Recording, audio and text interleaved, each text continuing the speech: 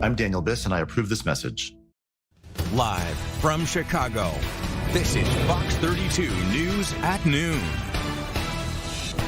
Next at noon, U.S. and Israeli strikes intensifying as Iran threatens retaliation and the region feels the impact. The FAA is cracking down on O'Hare traffic and the timing couldn't be wilder. What does this really mean for Chicago? Good afternoon, everyone. Thanks for joining us today. I'm Sylvia Perez. And I'm Terrence Lee. Got a lot going on. Let's look outside right now. Pretty quiet. I would say almost suspiciously quiet. But Caitlin, Cody, my knees are aching. So that tells me it's rains is coming.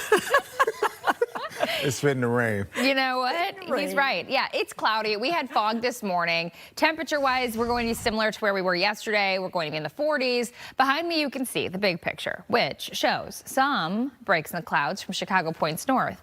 But it also shows rain that is moving our direction, coming in from the south. So scattered showers are not out of the question. We're going to have rounds of wet weather expected all the way through until Saturday morning, believe it or not. So we are going to have some bumpy, turbulent weather ahead of us. Right now, though, it is generally quiet. 38 degrees is the temperature at the lakefront, 45 at O'Hare, 41 from Midway to Chicago Heights, and 37 degrees in Waukegan as our cool spot. Day planner. So we are going to be holding on to the clouds. As mentioned, we have a few breaks in the clouds, still calling it mostly cloudy from Chicago points north, but temperatures today are going to be staying in the 40s. 4 p.m. around 43 degrees, by 7 around 40. These 40s will be turning over to the 60s and 70s. Here's your 3-day forecast. So tomorrow, again, the chance for rain is here. Even in the morning, we could be dealing with some scattered rain. Thunderstorms not out of the question. Friday, again, rain and thunderstorms. Friday night, even a few friskier thunderstorms are possible as we head into Saturday. But the temperature is going to be toasty, so really no surprise that we have that chance for some stronger thunderstorms Friday night, as our high will be around 70 degrees. To end the week, 70 degrees. In the meantime, today, it is going to be mostly cloudy to completely cloudy, and we have that chance for some scattered showers, which I'll time out for you next time you see me. All right, thanks for that, Caitlin. U.S. and Israel are launching strikes. Tehran says it'll wipe out military and economic sites across the region. Yeah, Iran is firing back at U.S. bases and oil facilities nearby. The Pentagon says it's about to get worse for them. Rebecca Castor has the latest. The Pentagon says more American military assets are on the way to the Middle East as the conflict with Iran intensifies. America is winning the war. That's the message from Pentagon Chief Pete Hegseth. He says the U.S. and Israel now have almost complete control over the skies of Iran, and America is still ramping up its military presence as Iranian reprisals continue. We are just getting started. We are accelerating, not decelerating. More bombers and more fighters are arriving just today. Hegseth also confirmed an American submarine took out an Iranian vessel in international waters. It was sunk by a torpedo. Quiet death. The first sinking of an enemy ship by a torpedo since World War II. But that's not stopping Iran from moving ahead with the election of a new supreme leader. The son of the late Ayatollah Khamenei is reportedly emerging as a leading candidate. Experts say that would be a big victory for hardliners. This is a heinous personality. He also has his own record of human rights abuses. And here on Capitol Hill, the partisan back and forth continues. Republicans pushing back on suggestions from Democrats that there was no justification for a preemptive strike. There was no imminent threat against the American people, against American facilities or persons. Democrats have less credibility on national security issues than grade school kids. And later today, we'll see how much congressional support President Trump has for this mission. A vote is scheduled in the Senate that could limit his ability to keep striking Iran. On Capitol Hill, Rebecca Castor, Fox Chicago. There's a new U.S. military operation in South America. U.S. forces launched the operation in Ecuador, targeting groups labeled as narco-terrorists. U.S. Southern Command released video of troops and says they're working with Ecuador's government. No update yet on results or whether Congress even approved the operation. One person is dead after a fiery crash on I-90. This happened near the Kennedy and Nagel overnight. Illinois State Police say 3 cars ran off the roadway, hit a light pole, and then caught on fire. One of the drivers died at the scene. That expressway was shut down for several hours for crews to clear the area. Goodness. The FAA is looking to reduce air traffic at O'Hare. And this is happening while United and American are kind of beefing at the airports. Zaquan breaks down why the feds are getting involved. Well, there's definitely some tension, some drama, if you will, between United and American Airlines, which we'll get into in just a second. But if things go the way the FAA is hoping for, flights in the summertime would be reduced here at O'Hare. Now, I know what you're thinking. You're probably thinking this is going to lead to some more flight disruptions, but actually the FAA is trying to put travelers at the forefront, as they say this change could actually put them more at ease. Here's why they say that. The FAA says major airlines have overbooked flights at O'Hare, and it says cutting some of those flights could help reduce the number of delays and cancellations. The agency also says the current flight schedule could stress the safety systems at the airport, including runways, terminals, and air traffic control. So let's take a look at the flight schedule for this summer. We are looking at about 3,080 flights a day on the busiest days. That's about 400 more flights per day compared to last summer when they were operating 2,680 flights a day. Basically, the FAA thinks that's way too many, and they want to limit daily operations to 100 hourly departures and arrivals, which, when you do the math, comes out to 2,800 flights a day. As I mentioned, this ordeal is causing some drama as United and American Airlines have been battling it out for gate space. Both airlines are trying to add as many flights as possible to get more passengers and therefore win more gates. In a memo sent to team members, American Airlines pointed their fingers at United, saying in part, they proceeded to add approximately 130 additional flights this summer, bringing them to a 34% increase year over year. This is not meaningful growth. It was a ploy to overschedule the airport to manipulate a provision. That provision, by the way, is a reference to the current lease at O'Hare, which allocates gates based on the number of flights that were scheduled by an airline the previous year. We have reached out to United for a response. We still have not heard back. What we don't know at this point is how exactly this could affect passengers who've already booked their summer flights in or out of O'Hare. What we do know is that the FAA is going to start asking United and American to start cutting down some of those summer flights, and these meetings are expected to take place over the next few days. Back to you. All right, thanks for that, Say. So the FAA is now trying to sort it all out with a hearing happening as we speak in Washington. So we're joined by DePaul professor and aviation expert, Professor Joseph Schwieterman. Nice to see you. Thanks for joining us. Great to be here. Okay, bottom line here, how is this going to impact air travelers? You know, it's really something, the growth of American United, and to some extent O'Hare is the hottest airport in the country. But we saw too much too fast. The growth has just been eye-popping, you might say. FAA is blowing the whistle. Looks like we're going to need to cut about 200 flights a day, which is quite a bit. And I'm surprised the solution was quite this cut and dry, to cut, close to 5% of flights or so. The good news is we're going to see United American cut some of those regional routes, flights to Green Bay and South Bend and others. But there will be some impact for travelers here. Let's break this down, make it make more sense. What's really going on here? American Airlines says United is trying to snap up more gates and block Americans' growth. Sounds like some Real Housewives type stuff. Is this an airline war? Yeah, this is something, this drama, because I used to work at United and I felt that American United rivalry out there. But this is at a whole new level right now. And, I think one thing that's happened is the way we allocate gates, which is what everybody wants at O'Hare right now, is by the number of flights, not based on how many seats are on those flights or where they go. So there's a real incentive for airlines to add flights on shorter routes, because that'll count. And United wants more gates, so they want to add as many flights as they can. And the fastest way to do that appears to be on short routes. So that's Americans' allegation that there's puffing up the numbers on these small routes that don't have a whole lot of benefit. United is countering, saying, no, we've added flights to a lot of international routes and long-distance destinations.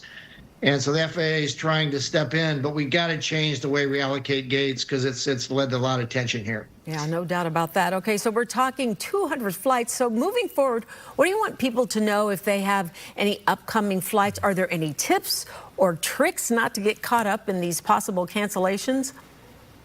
I think one thing that I'm concerned about is even with the cuts down to about 3,000 flights, it's going to be a stressful summer. Travel is going to be high. And when things are fine, it's going to run great. But we have a snowstorm or we have, a rainstorm, or there's some sort of a operational problem, a glitch in the computers. Things could ripple really fast because there's just so few gates per flight that we don't have much buffer. So kind of those usual tips of if you really have to be somewhere, don't go on that last flight of the day. You'll probably get some emails from American United saying your flight time has been shifted if they have to cut flights, and you're often allowed to accept a refund if the flight change is more than, say, 90 minutes. So we're going to see a lot of that in the next few months. So you're saying it is possible we could get our money back if our flight is shifted or canceled? That's right. Okay. Yeah. And airlines are getting much better at that because they're feeling pressure to gain customer approval after, I think, some rough years we had with, outages and cancellations. They're trying to prevent Washington from stepping in and mandating compensation for late flights and lost baggage and things like that. And when that happens, the cost for the airlines can go up dramatically. So they've become better citizens, you might say, and offering hotel stays for canceled flights. But you got to be ready and organized to take advantage of that. And some people learn the hard way, unfortunately. I got to ask you real quick because we're out of time. But which flight do you always take? Do you always take the first flight out? I'm a late bird. I teach classes at night, so I'm wired to be awake at 9 o'clock at night. So I'm often on that 8 p.m. departure. The one that's going to get canceled. There we go. Okay. Joe Schwederman with DePaul University. Thank you so much. We appreciate you joining us. Thank you. Bye-bye. What flight do you usually take? The early one. I know you do, right? The early one, yeah. Yeah. More services are happening to honor this icon here. Friday is the public farewell for Reverend Jesse Jackson. The funeral is at House of Hope. That's on 114th, I believe. Biden, Obama, Clinton are expected to be there. No word yet on Bush or Trump. You can watch the service on Fox 32 or Fox Local Online. All right, listen up if you're trying to save on your utility bill. There's apparently a whole network of alternative electricity and gas suppliers that are trying to rip you off. That was the subject of a news conference today with Illinois State Representative Kimberly Neely Dubuclet and the Citizens Utility Board. Cubs research has shown that consumer losses because of alternative electricity and gas suppliers have topped $2 billion over the last decade. They're concerned that the affordability crisis that people are now facing and the warmer weather is going to make for a summer that is ripe for ripoffs. We have heard far too many stories at Cub of Illinois consumers who are paying double, triple, or even worse for their electric and gas service with an alternative energy supplier. There was Earl, who was on such a bad deal that his bill became unaffordable, and he eventually got his electric service turned off. And Chelsea, a single mom, who told us she had to take out a loan to help pay her alternative supplier charges on her bill. She was charged more than triple the utility rate. Our database is full of sad stories like this from people who just wanted to save money, but instead got slammed with higher alternative supplier charges. They're asking consumers to contact lawmakers to pass House Bill 4313 that could put consumer restrictions on alternative utility companies.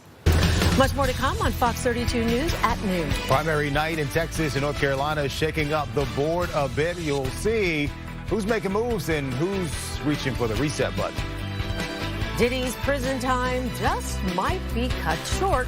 What just changed for the business mogul?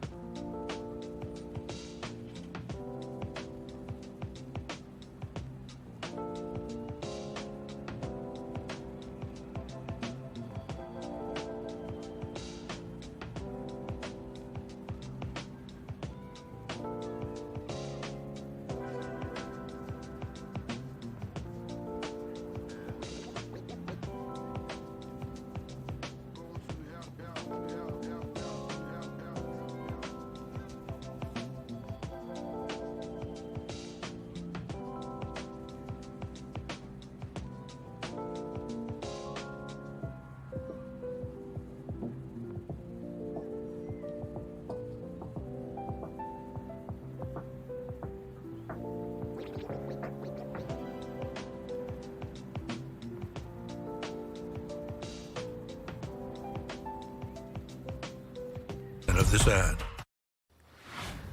Sean Diddy Combs may be getting out of prison slightly earlier than expected. According to some reports, he participated in a drug abuse rehabilitation program in jail, which prompted his release date moving up.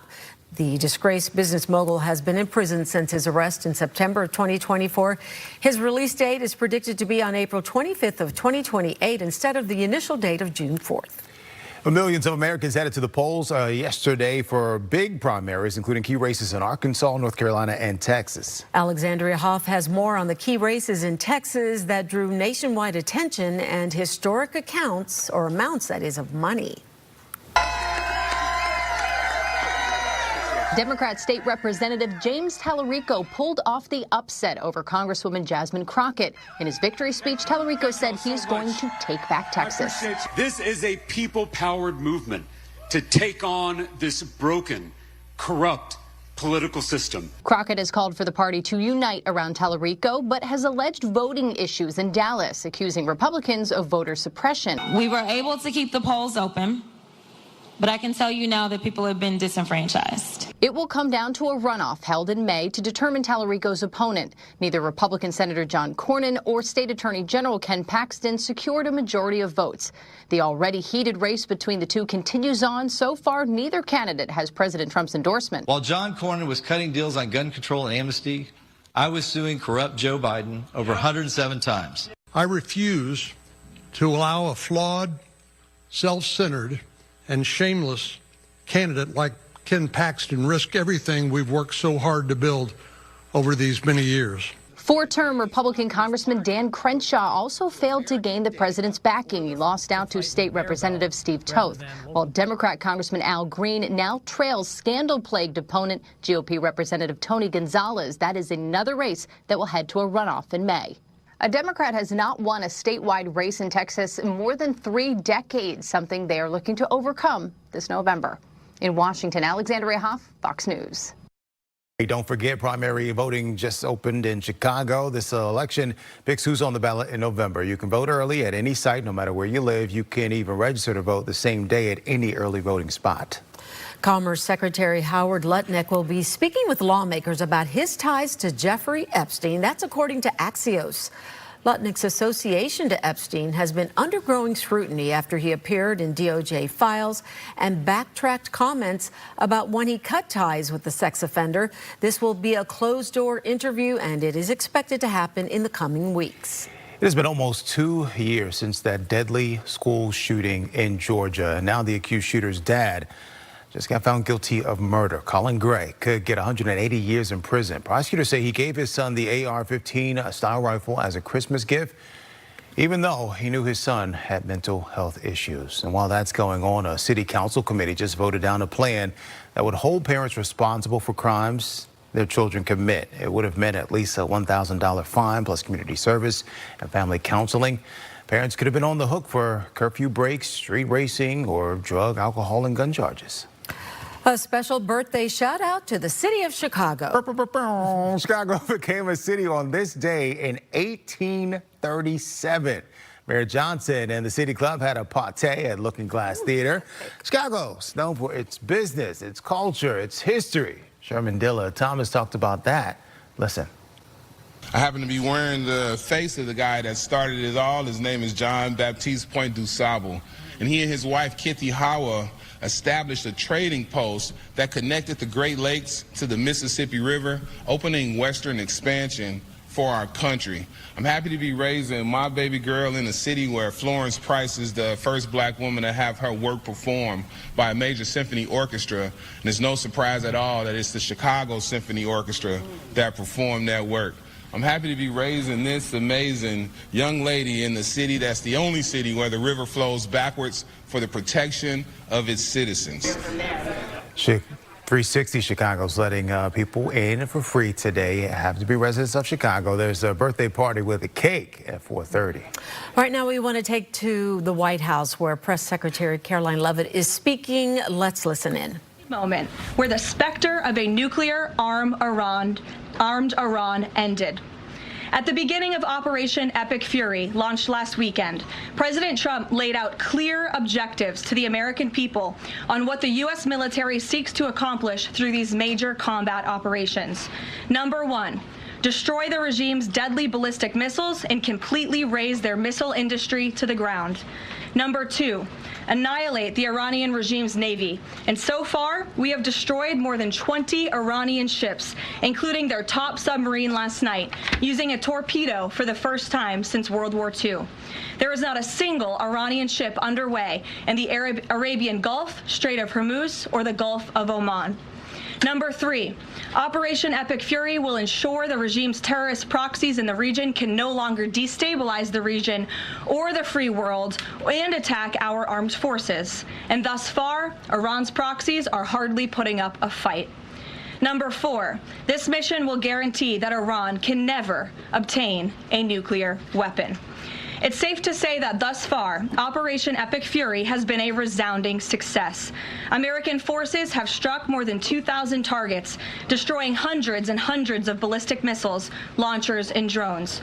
As the Department of War said this morning, we expect to have complete and total dominance over Iranian airspace in the coming hours, clearing the skies for our brave warriors to continue achieving these noble and long sought-after objectives. There's been a lot of misreporting and intellectual dishonesty from the American media on why President Trump decided to launch this operation. So let me remind you, Operation Midnight Hammer, which took place last June, obliterated Iran's 3 major nuclear sites. Yet the terrorist Iranian regime has remained fully committed to rebuilding its nuclear program. How do we know this? Because Iran has pursued this path of war and violence despite President Trump dispatching 2 of his top and most trusted negotiators to engage in exhaustive and good faith negotiations to try and reach a deal. And the world knows this president's preference is always peace and diplomacy first. Look no further than the 8 additional global conflicts he has ended in the past year as proof. Unfortunately, the terrorist Iranian regime refused to negotiate in good faith. They chose this path of violence and destruction, and they are reaping the consequences of their horrible decision. The regime did what they always have done. They lied, they delayed, they tried to string the United States of America along. They wanted to buy themselves time to continue building ballistic missiles and other deadly weaponry that could harm our U.S. personnel and troops in the region, and to continue aggressively pursuing their unacceptable nuclear ambitions. U.S. negotiators offered to lift crippling sanctions on Iran and even provide nuclear fuel to Iran at no cost to support a civil nuclear power program. They additionally had the opportunity to accept U.S. support as an investor in potential projects to develop peaceful nuclear energy together under a mutually agreed upon framework. Yet in response, Iran would have to forfeit their enrichment capacity once and for all. But Iran rejected. They accepted none of these generous and unprecedented offers by the United States. Simply put, they refused to say yes to peace. And their refusal made clear that their #1 priority was building a nuclear weapon with which to threaten the United States of America. Again, the country they have been chanting death to for nearly 5 decades. Let me state this again clearly. Iran rejected the path of peace because the terrorists in charge of this regime wanted to build nuclear weapons to use against Americans and our allies. President Trump made the determination, a courageous determination and decision, that the path the United States was on with Iran had only one outcome: massive death and destruction at the hands of a nuclear-armed terroristic regime. That path of death and destruction. We have been listening to White House Press Secretary Caroline Leavitt laying out the president's objectives in Iran. We'll have more on this and an update on the news at 4 for you. All right, let's take a breather now. Take a live look outside. Sorry. That's so nice. I've done that all week. Every time we go outside, I'm expecting like blue. Ooh, let's go back in though. It looks but at like least it's warmer, right? Well, yeah, it's warmer, but it just looks like it's got something up its sleeves. Like, what are you doing to us? What's next, I cannot Caitlin? handle you. What? Yes, it does have something up its sleeve. The clouds. Oh my goodness. It is gray outside. We had fog this morning. Now it's cloudy and it's quiet, but you know, as Terrence mentioned, it looks like something's going to happen. We have the chance for scattered showers later on this afternoon. And with that, we are going to have the potential for wet weather once it starts this afternoon on through tonight. Tomorrow we have the chance for rain, and even on Friday a chance for some stronger thunderstorms, especially late Friday. So right now, behind me you can see the clouds have been thickening up. Northern areas like Lake and McHenry County right along the Wisconsin border where the fog was dense this morning. You actually have mostly cloudy skies, so a few breaks in the clouds for you.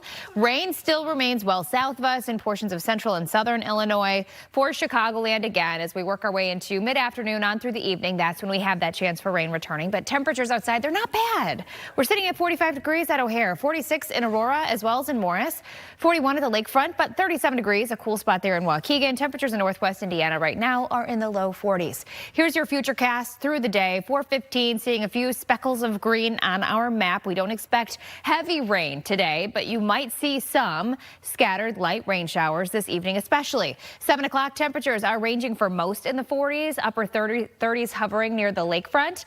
But as we work our way through tonight and early tomorrow, this is 2 a.m. and we're seeing some heavier rain move in. I also want to mention tomorrow morning we could see some fog develop again in the morning. 7:30, still seeing some scattered rain, especially south of the city. So your drive tomorrow morning may be impacted by rain showers. As we work our way through the day, though, lunchtime hours, still a little bit of rain on our maps. Temperatures in the 40s and 50s as we get further southwest. But if you think the 50s sound good, we have highs expected to be in the upper 60s to low 70s on Friday before we have that chance for storms ramping up Friday night. We'll show you that on your full forecast ahead. It's 12:27. Stay with us.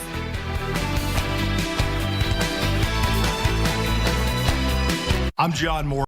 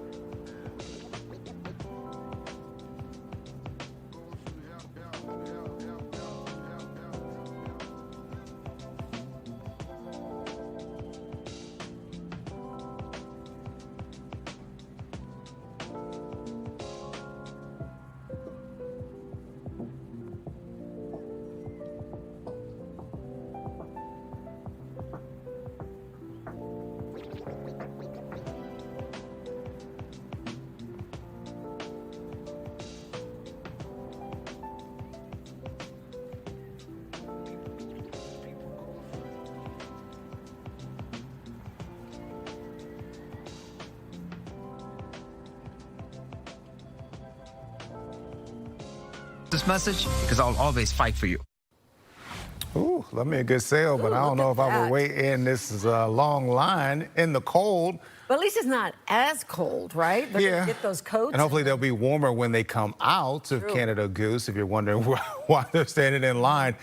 This is at North and Halstead. They're running a spring sample sale, cutting prices on those winter coats that can be pricey. We're live outside the store. Yeah, the longest line. The line is long, whatever. At one point it stretched 2 blocks. So if you were thinking of heading out there, that's how long the line is right. Look at it wrapping around there. So I'm looking right now online, and the prices, the lowest price I'm seeing is $8.95. That's before the sale. So the question is, like, how big is it? Is it 20% off, 50% off? You give me 60%, I'm there. I'm in there. Do you like their coats? Yeah, very warm. Photographer that's in line shooting all this for you. I'm going to Venmo you some money. I like black and I need an extra large. Thanks so much. Okay, I want to know how much that's on sale for. All right, we need you guys to check your pantry right now because Savannah Bee Company is recalling these. Their honey barbecue sauce, the mustard one, because some of the bottles got the sweet barbecue sauce instead. And here's why that's a problem. The sweet sauce has 2 allergens that aren't on the label. No one's gotten sick, but the advice is to toss the bottle out or reach out to Savannah Bee for a refund. Yeah, y'all get your money back. Things expensive. Apparently they sell them at Macy's too. You can get them on sale there. You don't have to go stand in that line. Ciao. Okay, guess what? It is almost time to spring forward. That's right. Daylight saving begins Sunday at 2 a.m. Health experts have some tips on how to readjust your sleep-wake routines. If possible, they say move back your natural sleep cycle by 15 minutes each day until the clocks change. So starting tonight, move your clock back 15 minutes. So that would put you in bed at what time, T? Because you stay up late. Who knows? Yeah. Depends how many lemon drops I've had. Lemon drop candies? No. Martini? They also say to set your alarm 15 minutes earlier each day and open your curtains to get more exposure to sunlight unless you get up super early and the sun's not out when you wake up, right? Doctors say people should prioritize sleep this time of year. I agree. I prioritize sleep every we love our time of the year. All right, y'all, we'll be right back. Lemon drop helps. You got more to get to. I love it.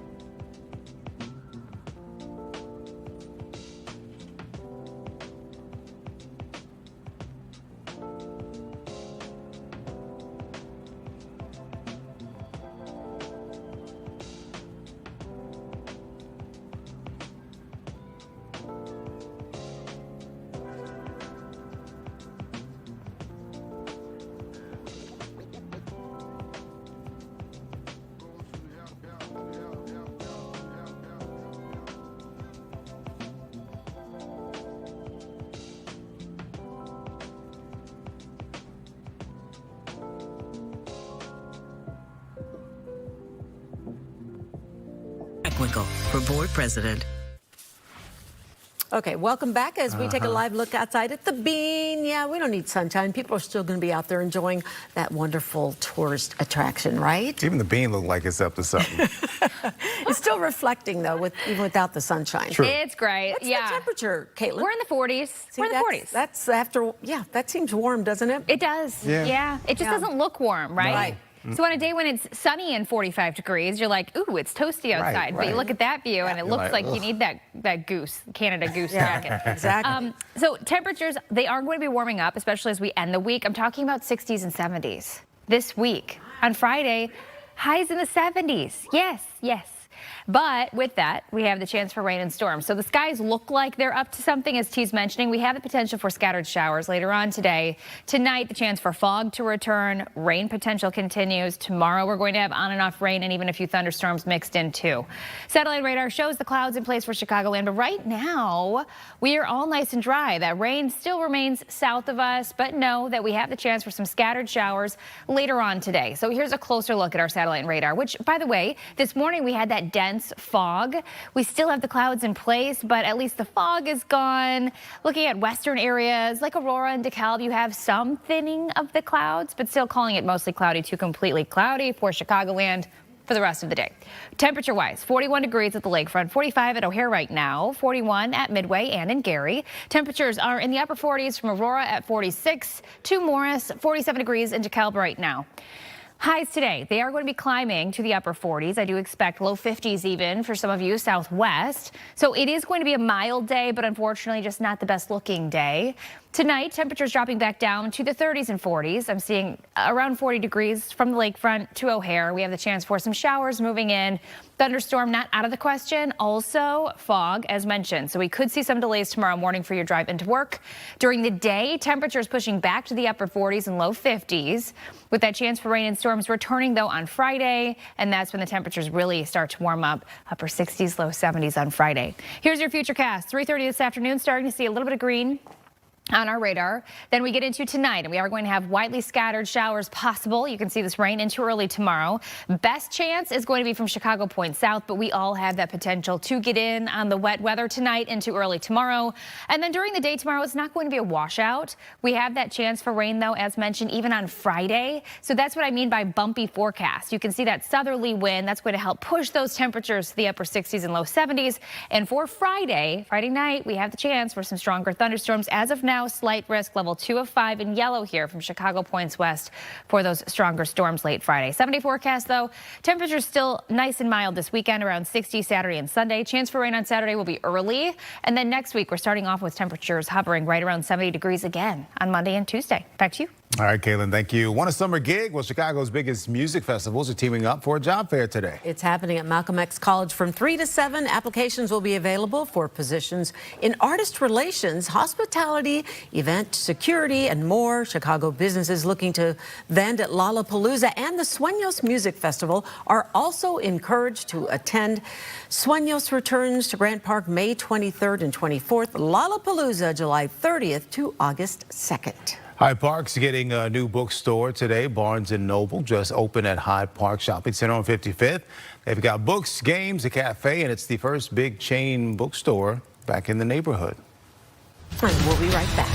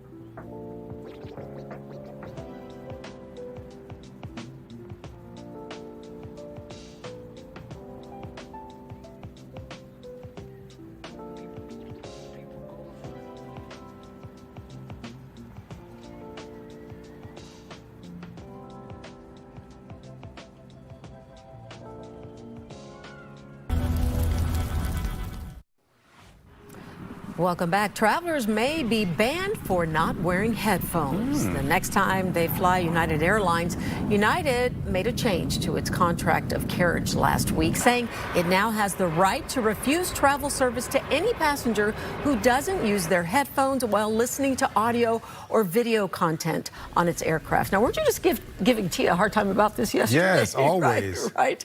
So passengers on United who don't comply could be removed from their flight or permanently banned from the airline. How about that? Yeah, bring it on. No one needs to hear the game that you're playing. Right. All right, tax season is here, you know that. But watch out for new rules before you file. Changes this year could get a little confusing. You might miss out on deductions or refunds too if you skip the details. 30 and 40 million Americans still doing other work full or part-time. They omit a great deal of deductions. I see people who have higher education not taking some of the very nice tax credits for higher education costs. Pay attention to your taxes. It's not a zero-sum game and it'll all get fixed in the wash. You are responsible for what goes on your tax return or what you omit to put on there. All right. Tax Pro can help you with all that fine print. And if you want to save yourself a headache, use this year's results to plan for next tax season. Get cracking. Right. When do they do? April 15th, oh, right? Lord, I'm not ready. Yep. Okay. I've turned mine in. Did you? Yes, I already did. Oh. We'll be right back. What do you want?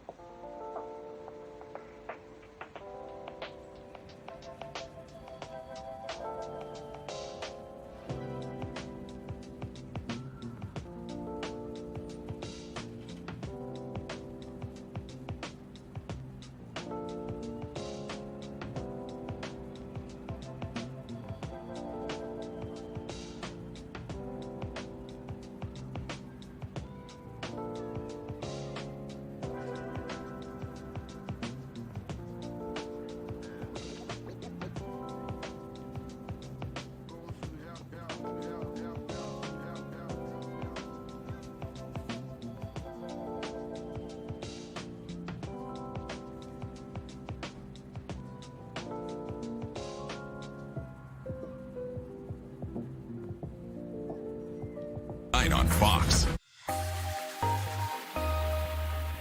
We were just talking about United Airlines doing away, saying you cannot listen to your media without having some earphones, Thank you, because I get tired of hearing people play Candy Crush, Anita Blanton. I don't, why am I listening to all that on Sky High? That is so funny, because the minute I heard about this, I was like, this seems like something that Terrence Lee would have championed. All right, let's talk about it. We actually have more of an expert than the three of us. Jacqueline Whitmore is a nationally known etiquette expert, a former flight attendant, so let's go ahead and bring her into the discussion. Thank you so much for being here. My pleasure. What was your reaction to this move? It's about time. It is about time. I think that we need to pack our manners whenever we go on an airplane, whenever we travel. And the violators of this, ironically, are parents who don't put earbuds in their children's ear or headsets. So I see it all the time when I fly. And how much do you think that it became a bigger issue over time? Oh, it's always been a big issue. It started with cell phones many, many years ago. And I wish the airlines would say something about people who are speaking too loudly on their cell phones. But I think that what will happen is flight attendants will give a warning before they ban passengers for doing this. Perfect segue into my next thought here, because I would wonder, having been a former flight attendant, your thoughts on the safety of flight attendants trying to actually enforce this.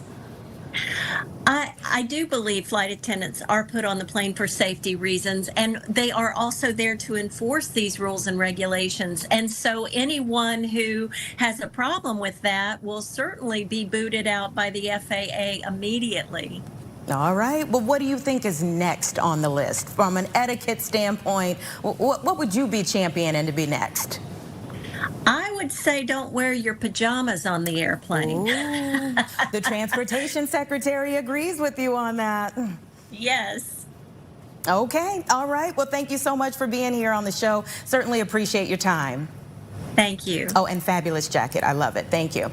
Let's go over quickly, everyone, some of the other things that we're going to be talking about today between 1 and 4 p.m. on Chicago Live. Alex Sims Jones, who is a leading expert for coordination of events for the celebration of life for the Reverend Jesse Jackson, is going to be joining me. And we're going to be discussing the events that have happened this week, that will be happening into the weekend. There are so many to remember his life and his legacy. We'll be talking about that. 34th Ward Alderman Conway is going to join me, as well as Senator Tammy Duckworth as well. Plenty to talk about between 1 and 4 p.m. on Chicago Live. Hope to see you online. YouTube, Fox Local, or fox32chicago.com. Let's go to a quick break.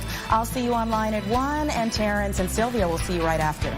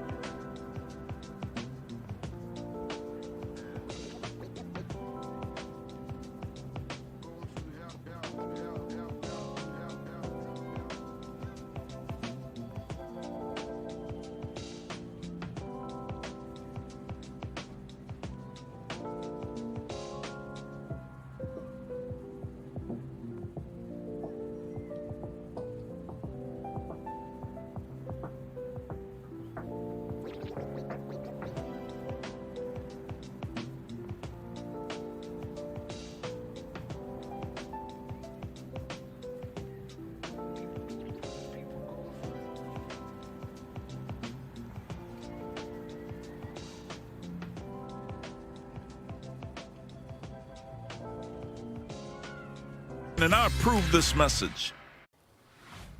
Welcome back. There's a new bar changing the game in Chicago. It's the city's first bar dedicated entirely to celebrating female sports. Nice. Jake Helmut takes us inside Babe's Sports Bar in Logan Square.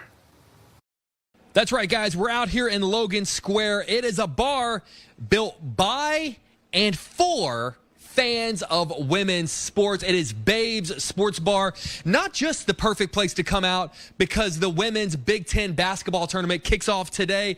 It's a great place to come out 365 days of the year to celebrate all things women's sports. We're here with the owner, my good friend Nora. Nora, I am loving this place. I'm loving the vibes. Tell people where the idea of this place came from. Yeah, I mean, this is the first bar I've ever worked in, so it is, yeah, this is a new life for me, but women's sports is not new for me. I really wanted a bar like this to exist to be a customer. I was really trying to just watch Chicago Sky games the year that we won the national championship. Couldn't find any bars to show them, and I was seeing other bars like this pop up around the country and just be so popular and have such a great market, which made sense to me, and it did not make sense to me that Chicago didn't have one. So I tried to find somebody to open the space for me so I could come here and drink myself, and instead I ended up... Forget it, I'll do it myself. Yeah, I guess, yeah.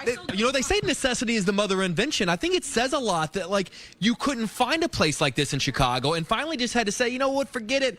I'm going to do it by myself. Yeah, I mean, it's the story of women's sports right now. Like, people are starting to catch on that women's sports is good business. There's always a team that we should be rooting for in Chicago. Yeah, definitely. We get so many requests for having multiple sports on at the same time, and it's just great that there are so many we can watch. The PWHL is the Women's Hockey League. We're all going. A bunch of us from the bar and our customers, our community, we're all going to the game in Rosemont in March. We're also going to a rugby game in April. Like, there is no shortage of women's sports, both on the screens and for us to go see in Chicago. Love that. Nora, congratulations on everything. We're rooting for you. I'm going to go ahead and say it. Best bar in Chicago. We appreciate you. It is Babe's Sports Bar. It is Logan Square, a space built by and built for fans of women's sports. Much needed right here in the city of Chicago as we toss it back to you guys in the studio.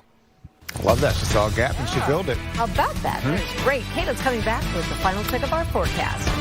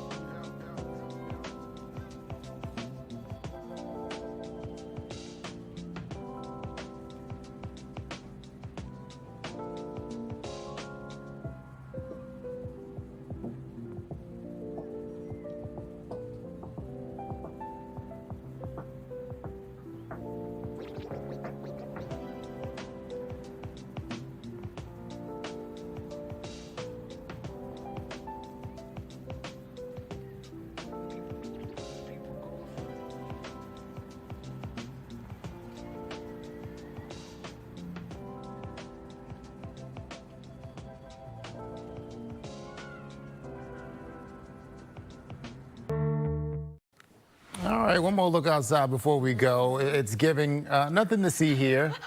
Weather's acting all innocent, but like, look at the fog, the clouds too. It's thickening there, isn't it, Caitlin? A little soupy, eh? Thick. It's A little soupy.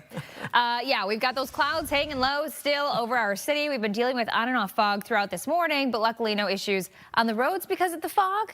But it's just not the best looking early afternoon. Temperature-wise, though, we're actually feeling okay. We're pushing into the mid-40s already. Highs are going to be in the upper 40s this afternoon.